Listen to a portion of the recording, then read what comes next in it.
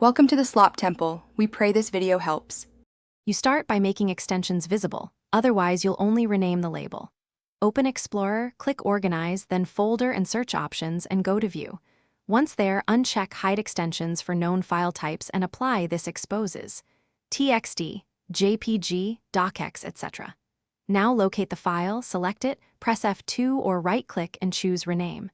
Change the letters after the dot to the new extension. Hit Enter and be prepared for the confirmation dialog that explains file association changes.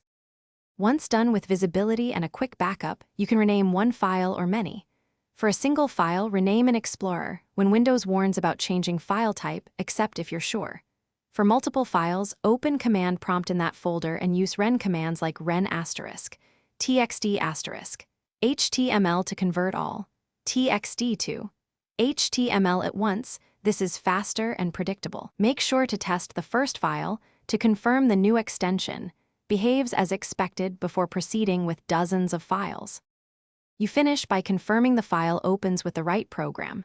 Right-click it, choose Open with, pick the program, and check Always use the selected program to set the default. If the file is unreadable, make sure you kept a backup and restore the original extension. File data isn't changed by renaming, only the association is. If associations are broken system-wide, use Command Prompt with a SOC and F-type to inspect and repair file type mappings, or restore from backup. This is your key troubleshooting step. Thanks for watching. Consider subscribing if we helped you.